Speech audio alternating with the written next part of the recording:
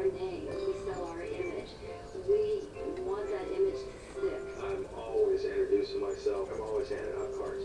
Vistaprint allows business owners to more effectively and affordably promote their business. The fact that we use Vistaprint to put our name out in the community in everything that we do just goes to show the level of confidence that we have in Vistaprint. The easy-to-use tools and templates at Vistaprint.com make it simple to look professional and coordinate your marketing across everything from business cards to websites to postcards and more. See how easy with 250 of our most popular cards.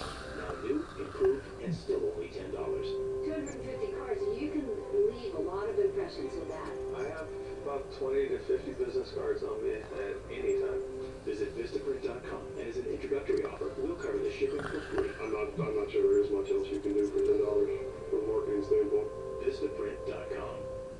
He's spending $2 million of his own money to fix a failing business and transform the people who run it. Marcus Lemonis takes charge with profit. Tuesdays, 10 Eastern.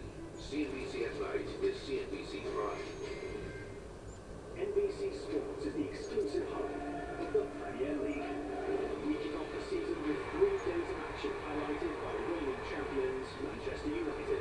The season begins August 17th on the NBC Sports Network and continues on NBC. During the President's wide-ranging news conference just an hour ago, he drew a line in the sand about the sanity of Republicans who are provoking a government shutdown. The idea that you would shut down the government at a time when the recovery is getting some traction, where we're growing, although not as fast as we need to, where the housing market is recovering, although not as fast as we would like, that we would precipitate another crisis here in Washington that no economist thinks is a good idea. I'm assuming that they will not take that path. I have confidence that common sense in the end will prevail. Joining us now is MSNBC political analyst and Georgetown University professor Michael Eric Dyson.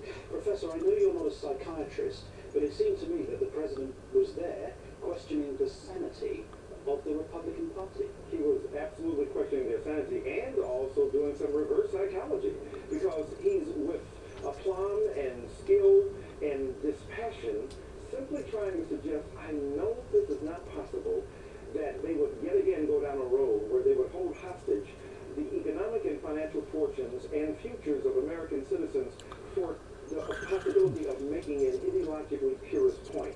And as calm as he is, I think are as erratic and chaotic the Republicans. But here's the issue. We went through the debt ceiling crisis in 2011 and the nation's credit rating was downgraded. We went through the sequester. We didn't think that would happen, but it happened. Right. And now we have 68,000 young children thrown off of Head Start. We have 3 million elderly people who don't have Meals on Wheels. He's saying they're not going to provoke a government shutdown. My response to you is, why not? They tried it before. Absolutely. I think the President is a man of eternal optimism, which is why he is where he is, but I'm on this side of things, which is why I am where I am. As a critic and a cynic, hopefully an edifying cynic, that the President has to acknowledge that their inclination in the past to do the very thing that they shouldn't do, that is not commonsensical, that defers any sense of insight and logic to the notion of ideological and politically driven consideration, suggests here that we're in for another long, hot summer at the end of it, so to speak, and that the fall will be rather icy in premature winter for so many millions of American citizens who are, as you've already indicated, suffering in a great degree. What did you think of what the President said when he said Republicans, and he asked it as a question, have made preventing 13 million people from getting health insurance their holy grail? Yes, I'm so glad he said that. Maybe his friend